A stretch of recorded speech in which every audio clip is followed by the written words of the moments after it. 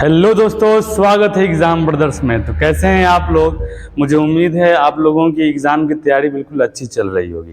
तो आज मैं आप लोगों के लिए लेकर आ गया हूं ब्रीथ पर आधारित बहुत ही महत्वपूर्ण क्वेश्चन, और ये सारे क्वेश्चन आपके एग्ज़ाम में देखने को मिलते हैं। तो आइए शुरू करते हैं बिना किसी देरी के। कॉपी और पेन निकाल लीजिए, और आज हम लोग बारी बारी से ब्रीथ पर आधारित इंपॉर्टेंट क्वेश्चन को सॉल्व करेंगे। तो सबसे पहला हमारा क्वेश्चन है कि ब्रीथ के चतुर्थांश का क्षेत्रफल ज्ञात कीजिए जिसकी परिधि 22 cm है। यानी कहने का मतलब ये है कि हमें क्या करना है ना, कि एक ब्रीथ का चतुर्थांश का क्षेत्रफल ज्ञात करना। ये मान लीजिए आपका एक ब्रीथ हो गया, और कह रहा है कि ब्रीथ का चतुर्थांश, यानी चतुर्थांश का मतलब होता है चौथा भाग। यानी अगर हम इस ब्रीथ को 4 भागों में अगर बांटेंगे तो जो चौथा भाग होगा उसी को हम लोग क्या बोलते हैं? चतुर्थांश बोलते हैं। तो आपको मालूम है बाबू कि पूरे ब्रीथ का क्षेत्रफल क्या होता है। यानी यह जो मैंने कलर किया है, पेंट किया है, ये हमारा क्या हो जाएगा? ब्रीथ का चतुर्थांश हो जाएगा। तो पूरे को हम बोलते हैं पाई आर स्क्वायर। तो चौथे भाग को क्या बोलेंगे? चौथे भाग को बोलेंगे 1/4 पाई आर स्क्वायर। क्लियर है? यानी ब्रीथ का चतुर्थांश का क्षेत्रफल का फॉर्मूला क्या हो जाएगा? 1/4 पाई आर स्क्वायर। अगर हम बोलेंगे आधे ब्रीथ का बताओ तो क्या हो जाएगा? 1/2 पाई आर स्क्वायर। ठीक है। अगर बोलेगा 1/3, यानी अगर बोलेगा 1/3 भाग का निकालिए तो क्या हो जाएगा? 1/3 पाई आर स्क्वायर। क्लियर है ना? तो सबसे पहले यहाँ परिधि दिया हुआ है, तो सबसे पहले लिखेंगे बाबू, क्वेश्चन में कह रहा है कि ब्रीथ की परिधि, ब्रीथ की परिधि, परिधि दिया हुआ है 22 सेंटीमीटर। तो आपको मैंने पहले वाले वीडियो में बता दिया है कि अगर परिधि दिया रहता है तो त्रिज्या निकालने का फॉर्मूला क्या होता है। आप मुझे बता दो। देखो, अगर परिधि दिया रहे तो त्रिज्या निकालने का फॉर्मूला होता है बाबू, परिधि गुने 7/44। परिधि गुने 7/44। क्लियर? अब देखिए r बराबर ये हमारा हो जाएगा परिधि 22 गुने ये 7/44 है। अब बता दीजिए 22 दूनी 44, ये हो जाएगा 7/2। क्या होगा जी? तो ये हमारा बाबू आ गया r का मान। किसका मान? r का मान आ गया 7/2 सेंटीमीटर। लेकिन क्वेश्चन में हमसे बोल रहा है ना कि चतुर्थांश का क्षेत्रफल ज्ञात करें। किसका? चतुर्थांश का। तो यहाँ लिखेंगे इसलिए ब्रीथ के चतुर्थांश का क्षेत्रफल, ब्रीथ के चतुर्थांश का क्षेत्रफल। चतुर्थांश का मतलब हुआ चौथे भाग का क्षेत्रफल। तो पूरे ब्रीथ का पाई आर स्क्वायर, तो चौथे भाग का बता दीजिए क्या होगा? 1/4 पाई आर स्क्वायर। कुछ नहीं करना है, मान पुट कर दीजिए इसमें 1/4, और पाई का मान बता दीजिए बाबू 22/7 गुने आर स्क्वायर। आर का मान कितना आया है जी? 7/2, और स्क्वायर का मतलब होता है 2 बार गुना। ये हमारा हो जाएगा 7/2 गुने 7/2। एक साथ से एक साथ कट गया, ये आपका कट जाएगा 2 बार में, और ये 11 बार में। अगर हम गुना करेंगे तो 11 7 77, और बटा में हो जाएगा आपका 2 दूनी 4 और 4 दूनी 8, यानी 77/8 cm स्क्वायर क्या हो जाएगा? आंसर हो जाएगा। और इसे आप दशमलव में भी बदल सकते हैं, आपके बुक में इतना ही आंसर दिया हुआ है। चलिए अगले क्वेश्चन पे आते हैं बाबू। देखिए अगला क्वेश्चन क्या कह रहा है। अगला क्वेश्चन हमारा कह रहा है कि दो ब्रीथों की त्रिज्याएं क्रमशः 8 cm और 6 cm है। तो उस बड़े ब्रीथ की त्रिज्या ज्ञात करें जिसका क्षेत्रफल दोनों ब्रीथों के क्षेत्रफल के योग के बराबर है। यानी यहाँ पर क्वेश्चन में कह रहा है ना बाबू कि दो ब्रीथों की त्रिज्याएं दी गई हैं। मान लो ये एक ब्रीथ है और एक ब्रीथ ये है। ठीक है, दोनों की त्रिज्या दी गई है। एक की त्रिज्या है 6 cm और एक की त्रिज्या है बाबू बोलो 8 cm। क्लियर? यानी ये क्वेश्चन में दिया हुआ है। अगर उस बड़े ब्रीथ की त्रिज्या ज्ञात करें, मान लो, चलो एक हम बड़ा ब्रीथ मान लेते हैं। ठीक है ना?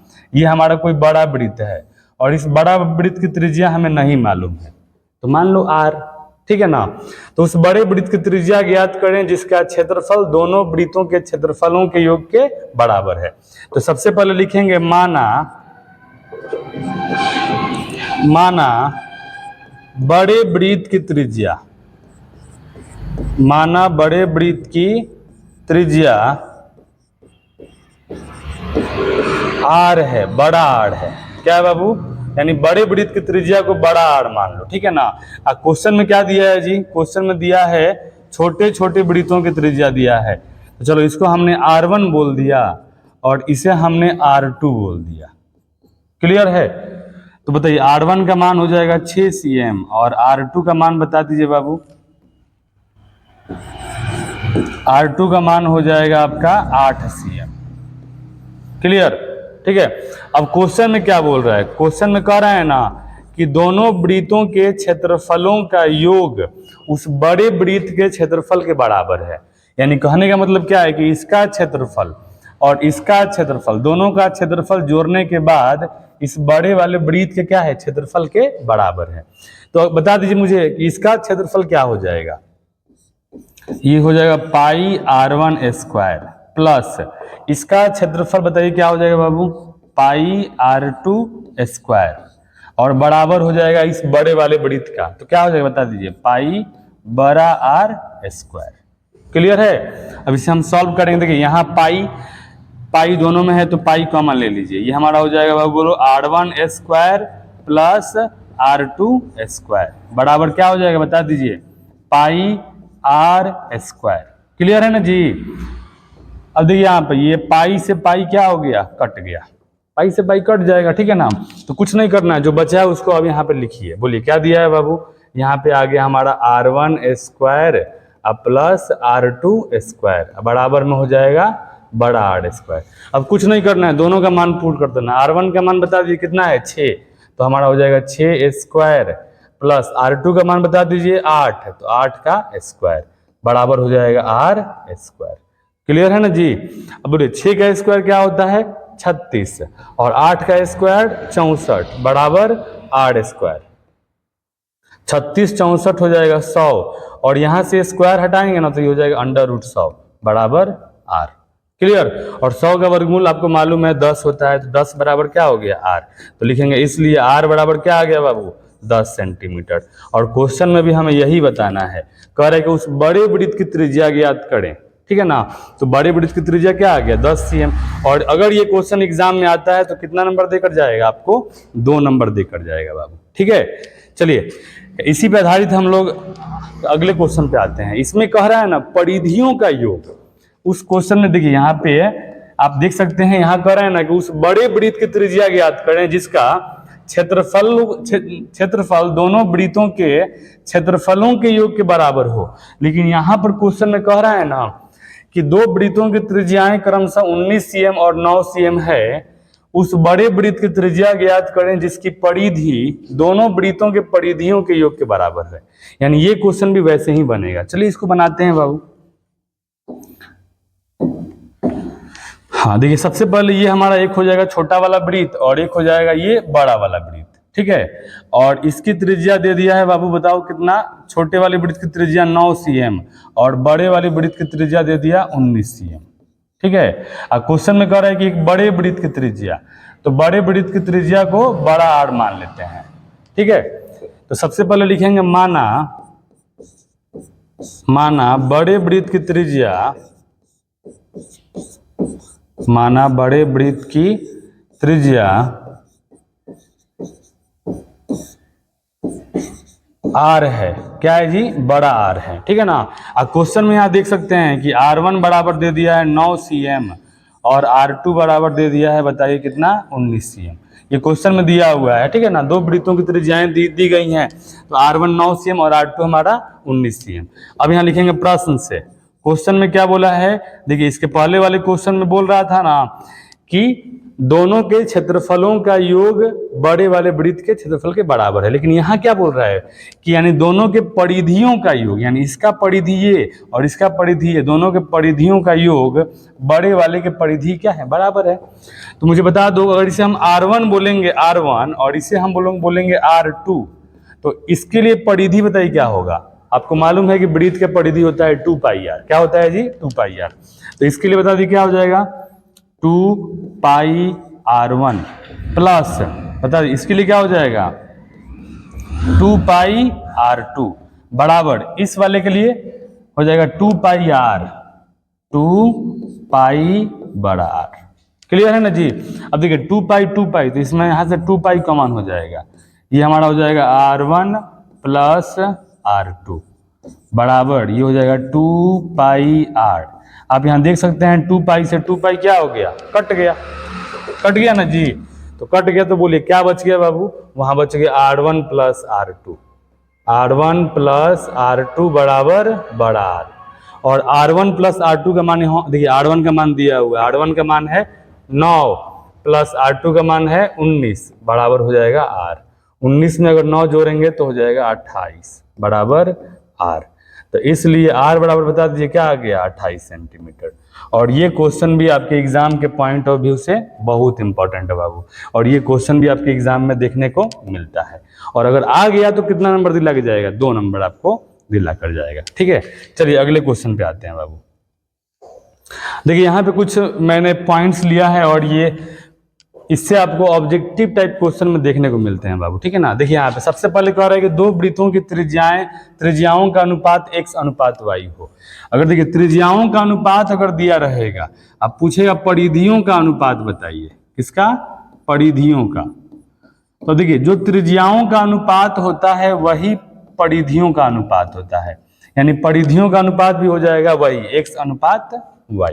क्लियर। उसी तरह यहाँ पे पूछ देगा क्षेत्रफलों का अनुपात बता दीजिए।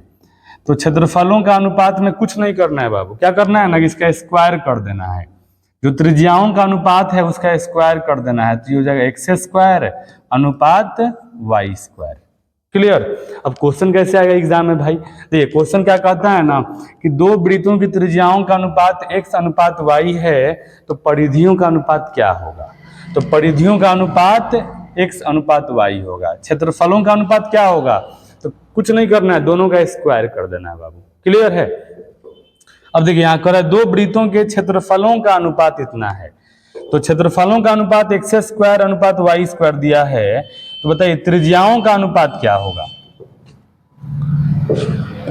देखिए त्रिज्याओं का अनुपात, तो त्रिज्याओं का अनुपात निकालने के लिए आपको करना है x स्क्वायर का वर्गमूल निकाल दीजिए x, y स्क्वायर का वर्गमूल निकाल दीजिए y।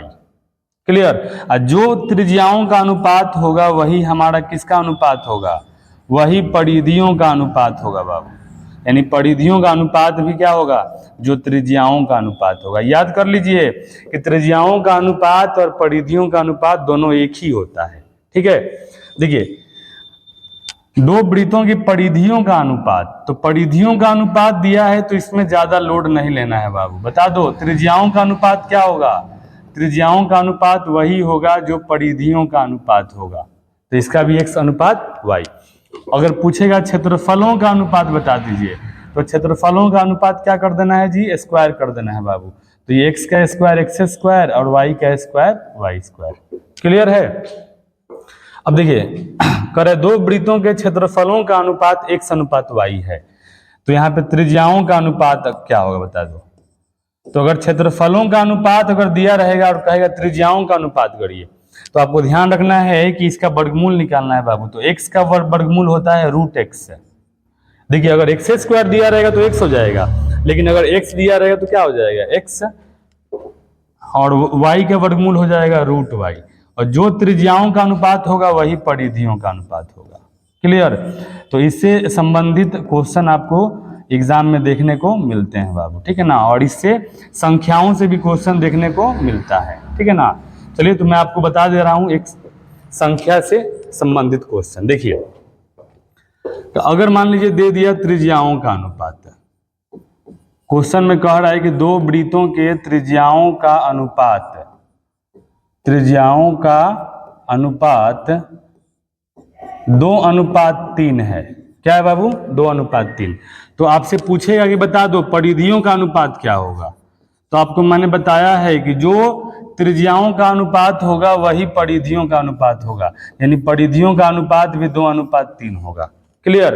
अगर बोलेगा क्षेत्रफलों का अनुपात बता दीजिए, किसका, क्षेत्रफलों का, तो क्षेत्रफलों का अनुपात बता दीजिए क्या होगा जी, कुछ नहीं करना है बाबू, दोनों का स्क्वायर कर देना है। 2 का स्क्वायर 4 और 3 का स्क्वायर 9।